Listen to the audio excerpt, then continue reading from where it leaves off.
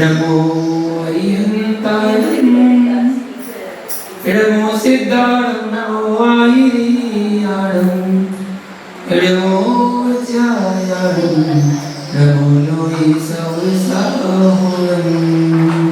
जय निरंतर सिद्धवरमेची भगवान की, पंचपरमेश्वरी भगवान की, अरुण गुरुजी गुणाचार्य श्री विलास सागर जी महामंडल जी की, अहिंसा में विश्व धर्म की।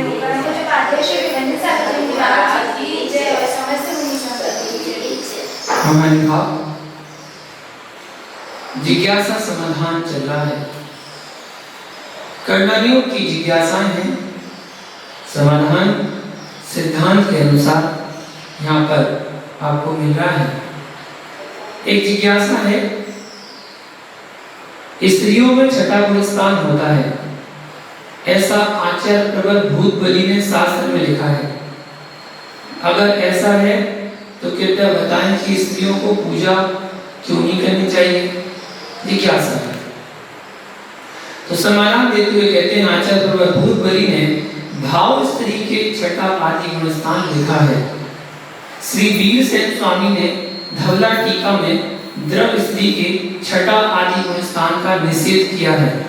स्त्री नग्न नहीं हो सकती और वस्त्र असंयम का अविनाभावी है, अतः स्त्री के भाव संयम भी नहीं हो सकता है। सत्यनागम पुस्तक एक सूत्र 93 की टीका में दिया गया है। इससे स्पष्ट है कि जिस समय तक बाह्य निमित्त अनुकूल ना हो, उस समय तक जीव के परिणाम भी उज्जवल नहीं हो सकते। श्री कुंद आचार्य ने भी इस विषय को समय सार वल्द अधिकार गाथा 283 से 285 में तथा श्री अमरचंद स्वामी ने उक्त गाथाओं की टीका में स्पष्ट किया है। वायद्रव्य और जीव के भावों का अनादि से निमित्त नैमित्तिक संबंध है। सिद्ध भगवान भी इस निमित्त नैमित्तिक संबंध से अछूते नहीं रहे। ऊर्ध्वगमन स्वभाव होते ही धर्मास्तिकाय के अभाव के कारण लोकाकाश से आगे नहीं जा सके। तत्वार्थ सूत्र नियम 7 और पंचास्तिकाय की टीका इसमें प्रमाण मिलते हैं। स्त्रियां प्रातः हर नगर में पूजन करती हैं। स्त्री पूजन में तो किसी को विवाद है नहीं, अर्थात स्त्रियां पूजन तो कर सकती हैं। गुणस्थान की अपेक्षा जैसा कि बताया गया, तो भाव स्त्री की अपेक्षा छठा गुणस्थान बताया, ना कि द्रव्य स्त्री की अपेक्षा। द्रव्य स्त्री की अपेक्षा पांचवें गुणस्थान से आगे नहीं बढ़ सकती। अगली जिज्ञासा करते हैं कि भावलिंगी मुनि छठे और सातवें गुणस्थानों में रहने वाला होता है या सिर्फ छठे गुणस्थान वाला सम्मिलित सहित भी मुनि रह सकता है? तो समाधान करते हैं कि मुनिराज केवल छठे गुणस्थान में नहीं बने रह सकते। छठा गुणस्थान अपवाद मार्ग है और सातवां गुणस्थान उत्सर्ग मार्ग है। अपवाद अर्थात छठे गुणस्थान और उत्सर्ग अर्थात सातवें गुणस्थान की परस्पर मैत्री है। मात्र अपवाद मार्ग में स्थित मुनि असंयमी हो जाता है। प्रवचन सार में कहा भी गया है, टीका में, बाल वृद्ध श्रांत ग्लान को शरीर का जो कि शुद्धात्म तत्व के साधन भूत संयम का साधन होने से मलभूत है, उसका छेद जैसे ना हो, उस प्रकार से बाल वृद्ध श्रांत ग्लान ऐसे अपने योग्य मृदु आचरण, छठे गुणस्थान का आचरण आचरते हुए संयम का जो कि शुद्धात्म तत्व का साधन होने से मलभूत है, उसका भी छेद ना हो, ऐसा अपने योग्य अति कर्कश आचरण, सातवें गुणस्थान का आचरण आचरे। इस प्रकार उत्सर्ग सातवां गुणस्थान, सापेक्ष अपवाद छठा गुणस्थान है। इस प्रकार हमेशा उत्सर्ग और अपवाद की मैत्री द्वारा आचरण की सुस्थिरता करनी चाहिए। जो मुनि उत्सर्ग मार्ग की अपेक्षा से रहित मात्र अपवाद मार्ग का आचरण करता है, वह असंयत जनों के समान है। ऐसा प्रवचन सार गाथा 231 में कहा गया है। मतलब मुनिराज केवल मात्र छठे गुणस्थान में नहीं रह सकते कि केवल छठे गुणस्थान में रहें। उनका गुणस्थान उतार चढ़ाव चलते रहते हैं। छठे से सातवें में पहुंचते हैं तो सातवें से छठे में आते हैं, छठे से सातवें, सातवें से छठवें, निरंतर चलता रहता है।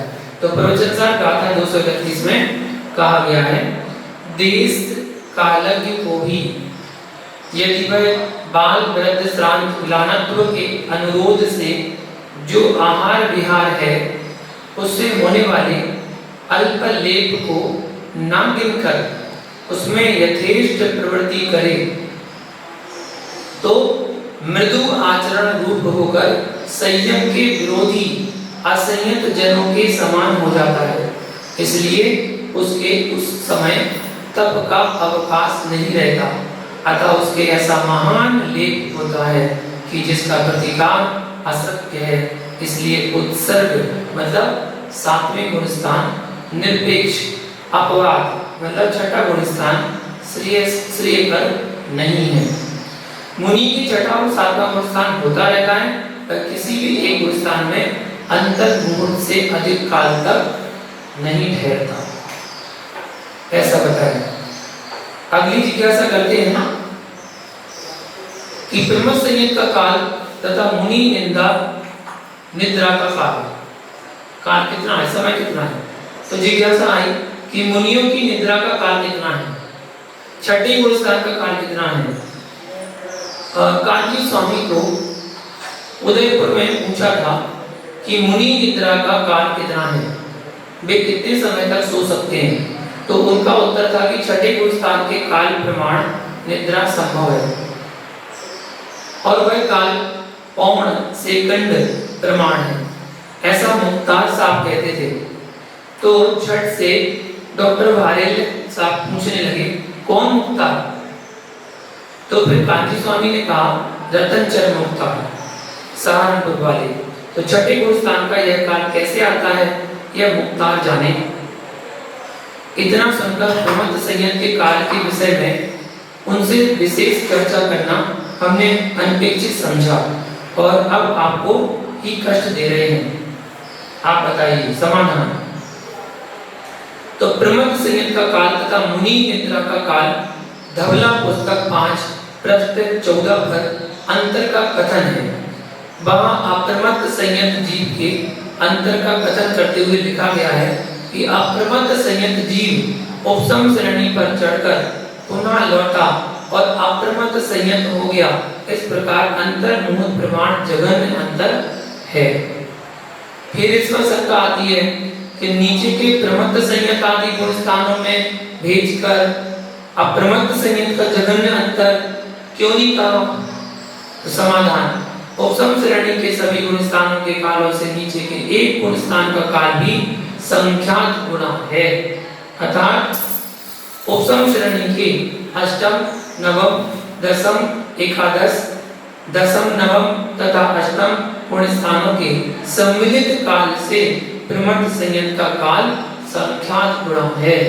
अतः अष्टम नवम दसम तथा एकादशम इन गुण स्थानों का काल ज्ञात होने पर प्रमथ संयत का काल ज्ञात हो सकता है।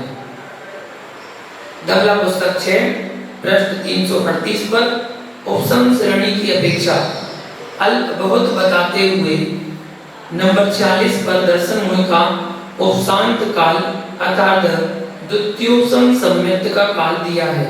इसके पश्चात 9 स्थान संख्यात गुणे जाने पर नंबर 55 पर अंतर मुहूर्त अर्थात 48 मिनट प्राप्त होते हैं। यदि संख्यात को कम से कम 2 की संख्या भी मान ली जाए तो 48 मिनट को 9 बार 2 से भाग देने पर द्वितीयोपसम सम्यक्त का काल करीब 5 सेकंड आता है। इसमें संख्यात बहुभाग प्रमथ संयत का काल है और संख्यात्वा भाग शेष गुण स्थानों का काल है, जैसा कि पुस्तक 5 पृष्ठ 14 में विदित होता है। इस प्रकार प्रमथ संयत का काल करीब 3 सेकंड होना चाहिए। जय धवल पुस्तक 1 गाथा 20 पृष्ठ 349 से 362 पर इस प्रकार कथन है, उत्कृष्ट श्वासोच्छ्वास काल 3-4 सेकंड से केवल ज्ञान का, केवल दर्शन का काल विशेषाधिक है। इसमें एकत्व वितर्क अविचार का काल विशेषाधिक है। उससे पृथक प्रतिगत वितर्क सविचार का काल दूना है। उससे गिरते हुए सूक्ष्म सांप्राय संयत का काल विशेषाधिक है। उससे चढ़ते हुए सूक्ष्म व छपक सूक्ष्म सांप्राय के काल क्रमशः उत्तरोत्तर विशेषाधिक है। उससे मान का काल दूना है।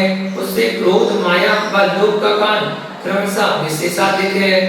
उससे उत्कृष्ट क्षुद्र व ग्रहण विशेषाधिक है। इससे कृष्टीकरण काल, संक्रामक का काल व अपवर्तना का काल उत्तरोत्तर विशेषाधिक है। उससे उपशांत कषाय 11वें गुणस्थान का उत्कृष्ट काल दुगना है। उससे क्षीण कषाय का काल विशेषाधिक है। उससे उपशामक का उत्कृष्ट काल दुगना है। यह क्रम जो दिया गया है ऐसा जय धवला पुस्तक 1 पृष्ठ 319 एवं 329-330 नया संस्करण में ऐसा दिया गया है। उक्त अल्प बहुत्व में विशेषाधिक होने को गौण करने पर उत्कृष्ट श्वासोच्छ्वास काल को 3 बार दुगना करने पर उपशांत कषाय 11वें गुणस्थान का उत्कृष्ट काल 6 सेकंड प्राप्त होता है। पुनरपि दुगना करने से उपशामक का उत्कृष्ट काल 12 सेकंड होता है। अर्थात 8 से 10वें गुणस्थान का सम्मिलित काल 12 सेकंड और 11वें गुणस्थान का काल 6 सेकंड तथा उतरने वाले का 10वें से 8वें गुणस्थान का काल 12 सेकंड। इन तीनों को जोड़ने से 12 + 6 + 12 उपसम श्रेणी पर चढ़ने और उतरने का सम्मिलित उत्कृष्ट काल जो है वो 30 सेकंड प्राप्त होता है। इससे प्रमुख संयत का उत्कृष्ट काल संख्यान गुणा है जो कम से कम 60 सेकंड अर्थात 1 मिनट होना चाहिए। इस प्रकार प्रमुख संयत का काल 3 सेकंड से 60 सेकंड तक होना चाहिए। मरण की अपेक्षा जघन्य काल एक समय मात्र है। मुनि निद्रा का काल, निद्रा और प्रचला का उदय 12वें गुणस्थान के द्विचरम समय तक रहता है। अतः अप्रमत्त संयत आदि गुणस्थानों में भी निद्रा अवस्था हो सकती है, कोई विरोध नहीं है। धवला पुस्तक 15 पृष्ठ 81 के अनुसार दर्शनावरण कर्म के 2 उदय स्थान हैं। 4 प्राकृतिक उदय स्थान, चक्षु दर्शनावरण, अचक्षु दर्शनावरण, अवधि दर्शनावरण और केवल दर्शनावरण। 5 प्राकृतिक उदय स्थान है। उपर्युक्त 4 तथा 5 निद्राओं में से 1। 5 निद्रा कौन सी? निद्रा, प्रचला और स्थान निद्रिस। निद्रा की उदीना का उत्कृष्ट काल अंतर्मुख है। धवला पुस्तक 15 पृष्ठ 62 तथा निद्रा की उदीना का उत्कृष्ट अंतर्मुख है। ऐसा धवला पुस्तक 15 68 नंबर का था। 12वें गुणस्थान में पूर्व जिस समय निद्रा का उदय होगा उसी समय निद्रा की उदीना होगी। अर्थात निद्रा के उदय व उदीना दोनों साथ साथ होंगे। इससे ऐसे तो हो जाता है कि कोई भी जीव एक अंतर्मुख काल से अधिक निद्रा नहीं ले सकता और अंतर्मुख से अधिक कोई भी जीव जागृत भी नहीं रह सकता। अतः मुनि भी एक अंतर्मुख से अधिक काल तक निद्रा अवस्था में नहीं रह सकते। इस अंतर्मुख का प्रमाण इस प्रकार ज्ञात हो सकता है। छपक के जघन्य काल 1 सेकंड, जघन काल से उत्कृष्ट दर्शनोपयोग का काल विशेषाधिक है। उससे चाक्षुष ज्ञानोपयोग का काल धूना है। इससे स्रोत ज्ञानोपयोग का काल विशेषाधिक है। उससे घ्राणेन्द्रिय ज्ञानोपयोग का जिभेन्द्रिय ज्ञानोपयोग क्रमशः उत्तरोत्तर विशेषाधिक है। इससे मनोयोग वचन योग का कायोग का काल क्रमशः उत्तरोत्तर विशेषाधिक है। कायोग काल में स्पर्शेन्द्रिय ज्ञानोपयोग और अवाय ज्ञानोपयोग, ईहा ज्ञानोपयोग ये क्रमशः उत्तरोत्तर विशेषाधिक है। ईहा ज्ञानोपयोग से श्रुत ज्ञानोपयोग का काल कितना है? दुगना है। ऐसा जयधवला पुस्तक 1 पृष्ठ 349 पुरातन संस्करण एवं पृष्ठ 318 से 19 नवीन संस्करण देखें। यह बताए इस प्रकार दर्शनोपयोग 1 सेकंड, मति ज्ञानोपयोग 2 सेकंड तथा श्रुत ज्ञानोपयोग 4-5 सेकंड के कालों को जोड़ा जाए तो जागृत अवस्था का उत्कृष्ट काल करीब 8 सेकंड होता है। धवला पुस्तक 15 में निद्रा काल तथा निद्रा का अंतर काल दोनों अंतर्मुख प्रमाण कहे हैं, अर्थात बराबर कहे हैं।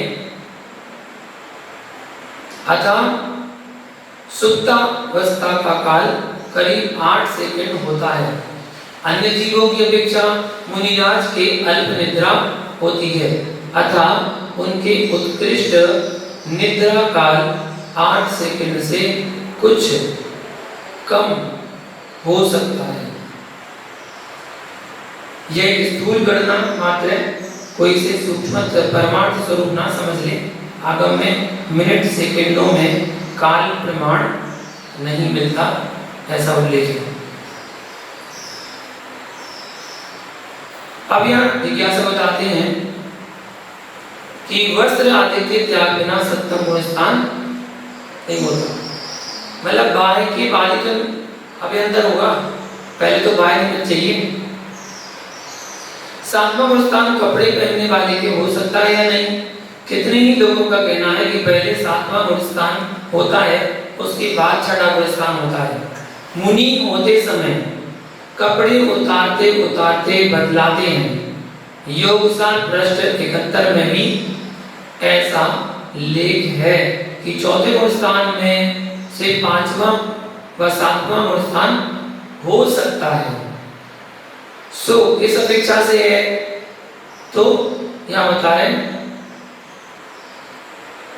फिरोजाबाद पत्र दिया, समाचार आया कि वह कथन दिगंबर अवस्था में होता है। इसका सम्यक रीति से खुलासा करें। समाधान बताते हैं कि वस्त्र पहनने वाले के 7वां गुण स्थान नहीं हो सकता है। 14वें गुण स्थान तक भाव संयमी होते हैं, अतः 7वां गुण स्थान भाव संयमी के ही होता है। भाव असंयम का अविनाभावी वस्त्र है। वस्त्र पहनने वाले के भाव संयम नहीं हो सकता। सटकटागम धवल सिद्धांत ग्रंथ पुस्तक 1 पृष्ठ 333। अतः वस्त्र पहनने वाले के 7वें गुण स्थान का अभाव है। 7वें गुण स्थान वाला द्रव्य व भाव से निर्गंध होता है। ठीक है, वस्त्र त्याग के बिना भाव निर्गंधता हो नहीं सकती। सटखंडागम पुस्तक 11 पृष्ठ 114 में दिया है। अतः बिना वस्त्र त्याग के 7वां गुण स्थान नहीं हो सकता है। इसी प्रकार कुंद आचार्य ने समय पावन ग्रंथ 283-284 में गाथा में कहा गया है। इनकी टीका में श्री अमरचंद्र आचार्य लिखते हैं, जो निश्चय का कर अप्रतिक्रमण और प्रत्याख्यान का 2 प्रकार का उपदेश है, वह उपदेश द्रव्य और भाव के निमित्त नैमित्तिक भाव को विस्तारता हुआ आत्मा के कर्तापने को जतलाता है। यदि ऐसा ना माना जाए तो द्रव्य अप्रतिक्रमण और द्रव्य अप्रत्याख्यान इन दोनों के कर्तापन के निमित्त बने का उपदेश है। यह वह व्यर्थ ही हो जाएगा जब तक निमित्त भूत पर द्रव्य का प्रतिक्रमण तथा प्रत्याख्यान ना करें, तब तक नैमित्तिक भूत रागादि भावों का प्रतिक्रमण प्रत्याख्यान नहीं होता। अतः इन वाक्यों से भी यही सिद्ध होता है कि जब तक निमित्त भूत वस्त्र आदि पर द्रव्य का प्रत्याख्यान मतलब त्याग न करे, उस समय तक तन नैमित्तिक भूत रागादि का भी प्रत्याख्यान मतलब त्याग नहीं हो सकता। पर द्रव्य संबंधी त्याग बिना सातवां गुण स्थान होना असंभव है। क्या बता रहे हैं? पहले गुण स्थान से सीधे सातवें गुण स्थान की प्राप्ति प्राह द्रव्यलिंगी मिथ्या दृष्टि मुनि के होती है। चौथे तथा पांचवें गुण स्थान में सातवां होता है, वह वस्त्र उतारने के स्लोच करने और महाव्रत धारने के पश्चात होता है। बिना महाव्रत ग्रहण किए सातवां गुण स्थान हो नहीं सकता। पंचम महाव्रत परिग्रह त्याग है, अतः परिग्रह त्याग वस्त्र आदि त्याग बिना सातवां गुण स्थान संभव नहीं है, ऐसा बताया गया। अगली जिज्ञासा हम बता रहे हैं त्रिकरण सातिशय मिथ्या दृष्टि गुण स्थान एवं सातिशय अप्रमत्त संयत गुण स्थान। प्रथमोपसर्ग सम्यक होने के पूर्ववर्ती तीन करणों की कोई गुणस्थान संज्ञा क्यों नहीं दी, जबकि चारित्र अपेक्षा अपूर्व तथा अनुवृत्ति करण भावों को पृथक पृथक गुणस्थान संज्ञा दी है। इसमें भी अधाकरण भावों को क्या छोड़ दिया, उसे पृथक गुणस्थान संज्ञा क्यों नहीं दी गई, ये जिज्ञासा है। तो समाधान करते हैं, प्रथमोपसम संबंध से पूर्व तीन करण होते हैं, ठीक है, अधाकरण, अपूर्वकरण और अनिवृत्तिकरण, ये तीन करण होते हैं। किंतु ये तीनों करण मिथ्यात्व गुणस्थान में ही होते हैं, क्योंकि उस समय भी मिथ्यात्व प्रकृति का उदय रहता है। यद्यपि वह पूर्व की अपेक्षा मंद है, अतः कहीं कहीं पर इसको सातिशय मिथ्यात्व गुणस्थान संज्ञा दी गई है। मिथ्यात्व का उदय होने स्थान के अतिरिक्त अन्य संज्ञा देना असंभव है।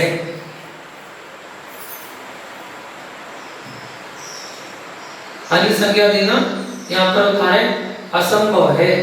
देखिए तीन करण, आधाकरण, अपूर्वकरण और अनवित्तीकरण, ये तीन करण मिथ्यात्व गुणस्थान में ही करता है। चारित मौनी करण के उपसम या छपण के लिए भी आधाकरण, अपूर्वकरण, अनवित्तीकरण, ये तीन करण होते हैं। इनमें से आधाकरण तो सातवें गुणस्थान में होता है, जिसकी सातिशय अप्रमत्त संयत गुणस्थान संज्ञा है। अपूर्वकरण में अपूर्व परिणाम होते हैं, अतः उसकी अपूर्वकरण शुद्धि संयत गुणस्थान संज्ञा है। अनवृत्तीकरण में परिणामों की भेद वृत्ति होती है, ठीक है। अतः उसको अनुवृत्ति, बादल, सांप्रायिक, प्रविष्ट, शुद्धि, संयम, गुणस्थान संज्ञा दी गई। इन तीनों कारणों में चारित्र में उत्तरोत्तर विशुद्धि होती जाती है। 5वें से 12वें तक चारित्र मोह की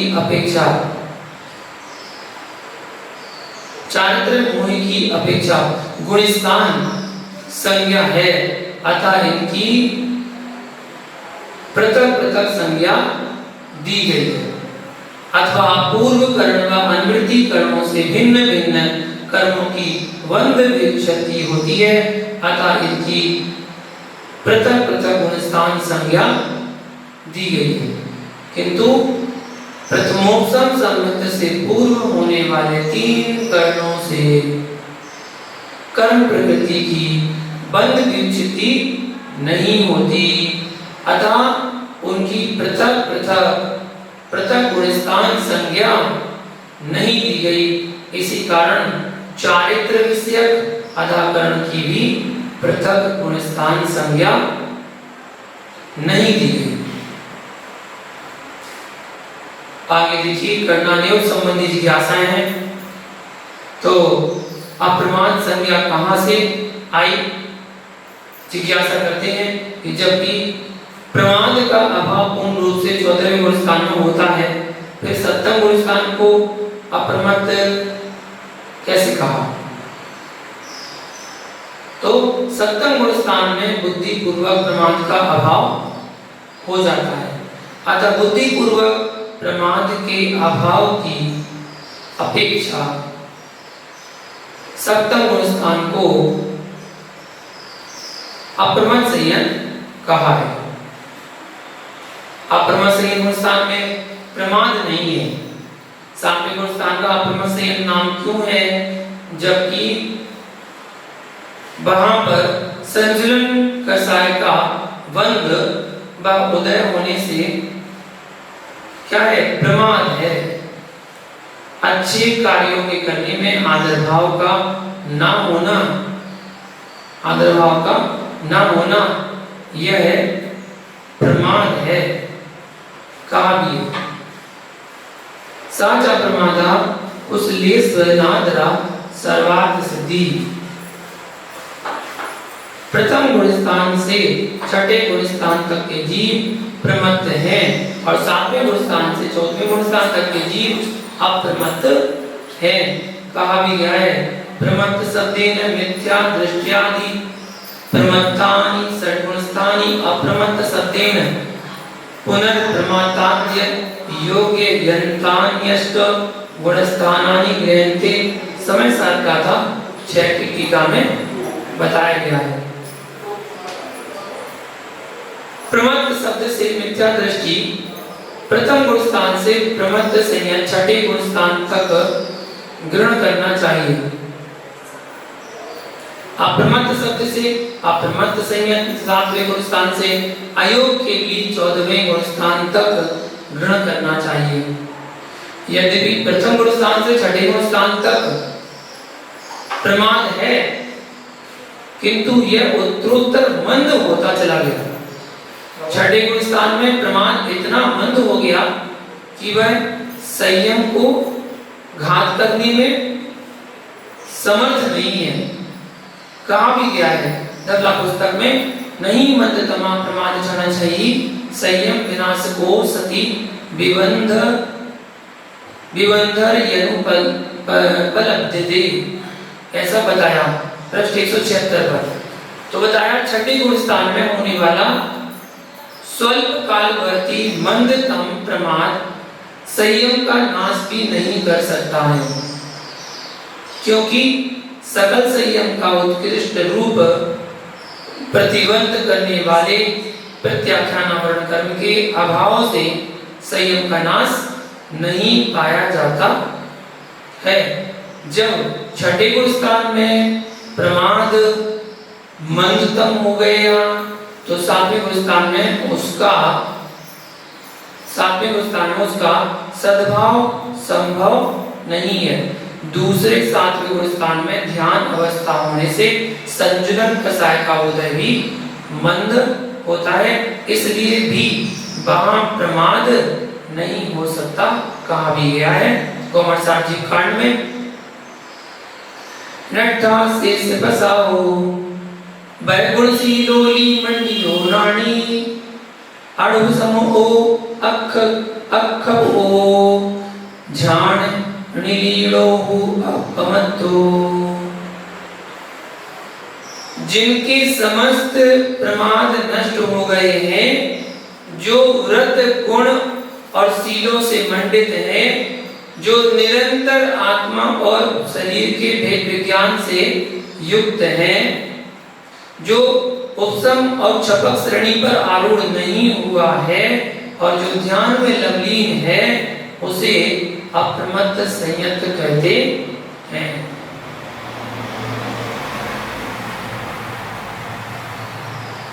यहाँ बताया 32 बार संयम, भाव संयम की अपेक्षा कहा है। कर्म कांड गाथा 619 में लिखा है कि 32 भाव में मिथ्या दृष्टि जीव मोक्ष जाता है। तब 32 भाव का नियम साधी मिथ्या दृष्टि के लिए या अनादि मिथ्या दृष्टि के लिए है, ये जिज्ञासा है। तो समाधान करते हैं। गोमटसाल कर्मकांड गाथा 619 इस प्रकार है। चत्तारि वारे मुभसम सेडिन सम रूहिद खविद कम्मंसो 32 संबराय संजमो लहिए निबाधी। गोमटसाल कर्मकांड में कहते हैं भव्य जी मोक्ष जाने से पूर्व अधिक से अधिक 4 बार उपसम श्रेणी चढ़ सकता है और 32 बार सकल संयम धारण कर सकता है। उसके पश्चात वह नियम से कर्म क्षय कर मोक्ष को प्राप्त कर लेता है। इस गाथा में तो यह कथन नहीं है कि मिथ्या दृष्टि 32 भाव में मोक्ष जाता है, अतः साधी मिथ्या दृष्टि या अनादि मिथ्या दृष्टि का प्रश्न ही उत्पन्न नहीं होता। एक अंतिम जिज्ञासा जानेंगे, छपक में उपसमक की विशुद्धि में अंतर क्या है? छपक और उपसमक में, छपक श्रेणी के जीवों के परिणामों में और उपसम श्रेणी के परिणामों में क्या अंतर है और यह किस प्रकार जाना जाता है? तो छपक श्रेणी के जीवों के परिणाम उपसम श्रेणी के जीवों के परिणामों से अधिक विशुद्ध होते हैं। तत्वार्थ सूत्र अध्याय 9 सूत्र 42 में उपसमक और उपशांत मोह से छपक श्रेणी वाले के असंख्यात गुणी निर्जरा बतलाई है। छपक श्रेणी वाला संवेद अनिवर्तीकरण के अंत में पुरुष वेद का स्थिति वंद 8 वर्ष और संजुलन चौकड़ी का 16 वर्ष स्थित बंद करता है। गाथा 454 लब्धि सार में बताया। जबकि वहां पर उपसम श्रेणी वाला पुरुष वेद का स्थिति बंद 16 वर्ष और संजुलन चतुष्का 32 वर्ष स्थिति बंद करता है। गाथा 260 लब्धि सार बताया गया है। इस प्रकार एक ही स्थान पर स्थिति बंद भी दुगना होता है। इससे भी जाना जाता है कि विशुद्धि में अंतर है। विशुद्धि में अंतर होने के कारण एक चारित्र मुनि कर्म का उपशम करता है और दूसरा क्षय करता है। इसके बारे में जाना, अगली जिज्ञासा कल जानेंगे। आज के लिए इतना ही। जय बोलो भारत भगवान की जय।